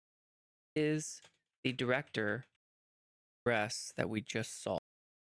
I'm not bothered by that. But here in this anti-rug paragraph. Then we follow up with Carolyn from in Walker's terms Global of to what- go when over a all the proposal will be questions that passed we had and left then over from implemented. foundation companies. And then the foundation company and the directors of the foundation company will implement the token holder governance votes that have been passed. All right, then this is the one of my favorite ones when we talk to Cyril, DAO, the DAO administrator. Star Atlas, why not? You know, etc., etc. Yep, And trying to yep. build is with these guys. Yeah, no, I'm saying this on purpose. You know I what I like mean? Cyril. So it's about reaching out to other I wish him the very communities as well. best. It's a expanding bummer that the having DAO's more people pausing. pitching ideas and the domain allocators. If Yeah. you look at it I this wish him the very particular way best. with the SIP 25, So we're in which is April the 2025 Questbook now. SIP, we will be featured on a website that will enable less about proving the exercise of a DAO to the community and actually using the product, if Yeah. the DAO could be called a product. All right, and then we interview Glenn, who's an a example of actual full-time director. decentralized of the Cayman governance Islands. aspects. So, you know, we might start a typical foundation in what's sometimes referred to as a director-led manner, meaning that most of the powers are exercised by the director. And then we do our summary and wrap up where we go over It all the basically went over, episodes how for the virtual miniseries. asset general partners. And at the bottom, you'll see articles of association in the DAO chat. You'll see it was attached there. In Cayman Islands for DAOs on a daily basis. 3 hours long. This miniseries. 23 This 9 hours. And that was just Absolutely. That was just the how long the episodes took. Okay. Not how long I prepared for it. It's old news at this point. I don't need to really go over it. But oh, now we're getting close. We're in 2026 now. Howdy, everybody. Episode 67. This is when the DAO pause was announced. Sort of SIP stuff 39. here. Who was So I go saying through the what, whole Arthur confirming that yes, there were some, timeline of EO events for Sandbox the company. restructuring. We had all the can be the context. foundation of lots and lots of different things, and not necessarily just one core product. The AMA that they did in December. Over especially for me, there the was AMA no they way to see did the recording in February. So what I for did and SIP what others did 39 was we posted the replay bug hit. notes that we Wasn't did able have, to and I'll be replay going it, over soon. And then some of the SIPs that Nice. were So affected. this was their latest report that they've been doing. NFT I've been collection following such along Arthmore. and He going over later X Spaces. his SIP It's did really, go really through, cool. and I he's highly been recommend looking at this. He's There's been some, managing if the you DAO know collection anything and about been doing it NFT very management or successfully, curation, I highly and recommend sent it. a lot of This money was a lot back of to fun the DAO to for follow, earnings. and we need that tool. And anyways, and then then the Land Shanchi Estate also tool mentioned by GVM, more which we really features into wanted. the system. He is ready to take the bull by the horns. He is taking the bull by the horns and trying to right the ship. All right, and then we have Seb Bourget back on. Maybe we're not. You have to convince the community to support you, and here's some recommendation to make it successful. Usually on getting those votes, those positive votes. We talk about the special counsel, how it maintained, or why it maintained a low profile, how he would have done things different. To DAO, it would be both a massive waste of energy and Why time for people. elections were postponed. I was certainly vocal about it. Why I the care. Sandbox Game Company There's so wanted to many use people its who voting care. power. 50 I think this is a billion really good voting episode. power for I'm really land, glad Seb did and it. 3 I'm billion so voting happy that power for he sand. heard the frustration and was able to empathize with it. An experience that's much better on mobile and close. Almost there. Now we're at episode 69, where I do a read through of the SIP when it comes out for depositing the Sandbox DAO. The DAO avoids committing resources to. Then I go through all the commentary. At what Sandbox team was already involved. I think the more we learn about SIP 39 and then update SIP 39 episode 70, we go through the Sandbox intended to vote. It voted yes, but it voted the results of it million, which is passed way more than it's usually had. Normally, it clocks in about 27, 28 million voting power. So imagine most of our surprise when we see 53 million. Right, not quite 50-50, but it is pretty close. So then we use there. a little calculation, a little math to figure out 36% what would have yes, happened if they wouldn't have yes, voted. 41% The no vote would have won. Would have won. And it wouldn't If have the had a quorum. Sandbox wallet So it would have hadn't voted, it would have lost on if it two hadn't have counts. taken the If the 24 Sandbox million voting wallet had power not away voted from the community. Game Maker Community definitely would Metaverse definitely was chat not game in favor. client on the scale to make Then we sure went that through the yes all vote of would be the obtained. Sure, all of I the guess they didn't really read discussions. my response. I'm not quite sure. Did and added to the Sandbox's 50. Yeah.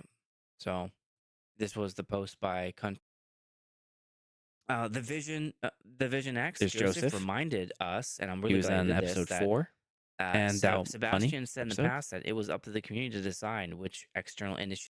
And now episode 71. We just did that. Is involved. Was a review of the So Sandbox he DAO got to itself. work We went rebuilding through trust at and length the started road to DAO. We went over the DAO structure and how it is. Oh, King of Crypto. how the DAO was put together, go like to the website, Acts and regulations as it referring documents, to. That has the since budget disappeared from itself, the dashboard, but I made screenshots of it through some of the documents that they had. Allocated USDC grants. Yes. And then we went through first all two. It was 39 SIPs, where I had created my own little spreadsheet to make that an easy way Alright. to go through it.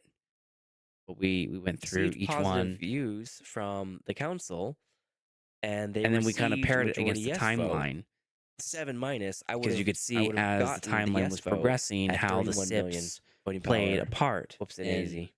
in the DAO But it meant that and how Well it was DAO, which is one of the progressively largest, decentralizing. 159%. But it didn't progressively I can't decentralize remember why fast enough before so the pause came. so much voting power. I think maybe to cover, I used that episode. Those people. I imagine the dev team has to face, you know, a dynamic, dynamic. The average SIP cost about $100,000 USDC, which we know changed quite a bit from. And now, or what they did not confirm. So it was episode 71. Right. And now here we are. Episode 72. Now we're all caught up. We're all caught up. So those were all the episodes of the SANDDAO podcast. We are now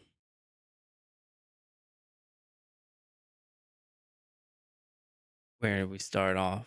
Yeah, now we're back to where we started. So those were all 71 episodes, and you're now listening to the 72nd episode. So there it is, from 2024 when we first started our first episode to now 2026. Some places where we talk in the Sandbox DAO and SandFam. We talk on the forums, which I don't know if it'll still be here after it pauses in 3 days. We talk on Discord and the DAO discussion channel. We talk on Twitter, use hashtag SandFam, hashtag Sandbox DAO, hashtag Sandbox Game. And I'm the only channel left, SANDDAO Podcast. I'm the only one left on YouTube. The Digging the Sand podcast has been deleted. SandFam Cafe hasn't been active in a year or two. Been quite some time. So I'm the only one left. And on Spaces, United Grand Halls and Mogoverse Hall, they discontinued about 1.5 years ago. And Bulls on the Block discontinued about 6 months ago. They're now Unvault.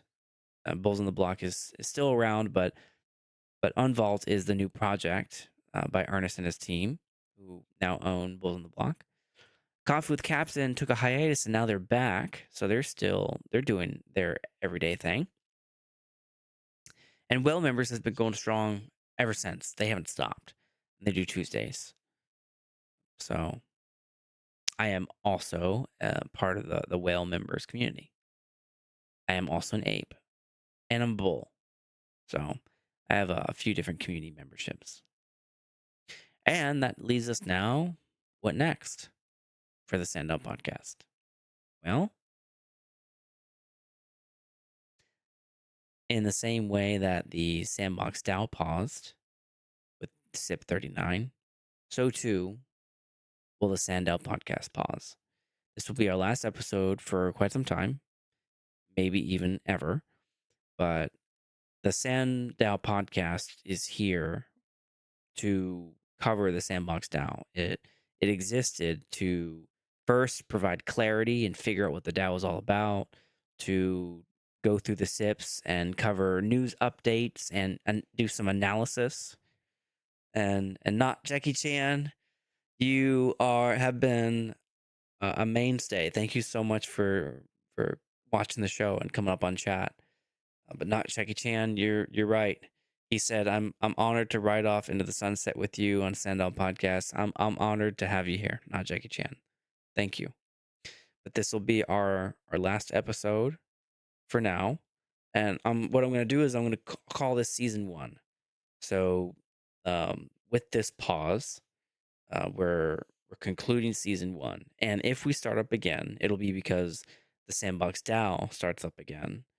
Or maybe if I lock in an interview with Riatsu or Robbie Young, then that might be worth another episode.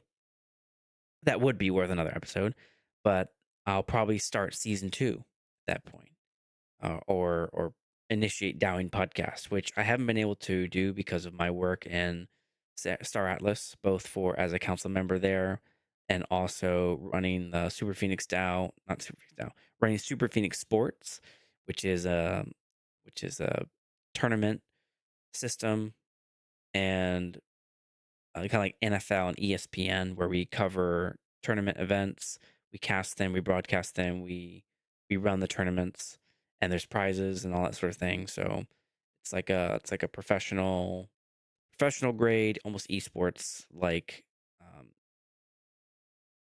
company that has paid staff. It's awesome. I love it to death. I'm on. Take a look at it if you're interested. Super Phoenix Sports. And yeah, so I will unpause the SANDDAO podcast if the Sandbox DAO unpauses, and at that point I'll probably start season 2 of SANDDAO podcast. But until then, we will pause as well. And yeah, this will be our riding off into the sunset. So thank you, not Jackie Chan, for stopping by. Play game for fun. You stopped by earlier. Thank you very much for participating and being part of SandFam and the Sandbox DAO. So there you have it.